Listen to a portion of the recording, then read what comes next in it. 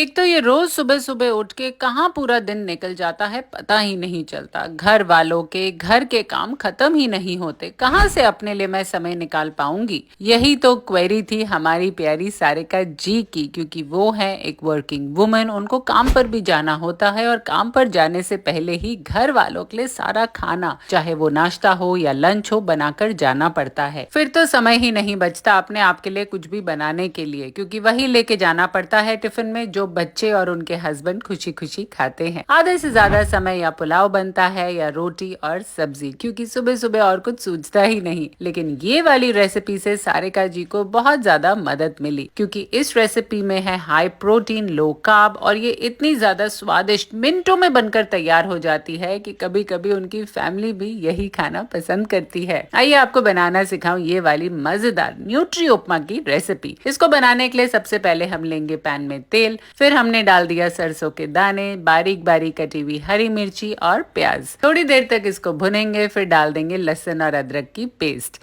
इस पूरे मिश्रण को कम से कम हमने 3 से 4 मिनट के लिए अच्छे से पकाना है। सारिका जी एक प्योर वेजिटेरियन है, लेकिन जब मैंने उनसे बात करके जाना तो पता लगा कि उनका जो डेली प्रोटीन इनटेक है वो बहुत ही ज्यादा कम, यानी कि ना के बराबर हो रहा है। वो आधे से ज्यादा समय तो रोटी और इस तरह की सब्जियां खाती हैं जो घर में बनती ही हैं, लेकिन प्रोटीन के नाम पे इतनी उनको प्रोटीन मिल नहीं रही, जिसकी वजह से शायद उनको लैक ऑफ एनर्जी फील होता है। उनको बहुत ही ज्यादा लेथार्जिक, थका थका महसूस होता है। अब ये देखिए हमारी ये वाली सब्जियां अच्छे से पक चुकी हैं। इसमें हमने डाल दिया है उबले हुए मटर, बारीक कटी हुई शिमला मिर्ची, फिर मैंने डाला है कद्दूकस करा हुआ गाजर, साथ में मैंने डाल दिया है बंद गोभी। आपके पास अगर और कोई भी सब्जी है तो वो भी डाल सकते हैं। सब्जियों पे तो कोई रोक टोक नहीं है, विटामिन्स और मिनरल्स का भंडार होती हैं ये। लेकिन मजे की बात तो ये है, सारिका जी रोज अपनी मल्टीविटामिन्स लेती थी एनर्जी के लिए, लेकिन जब से उन्होंने मेरा वेट लॉस प्रोग्राम ज्वाइन करा, सही तरीके से खाना खाना शुरू करा,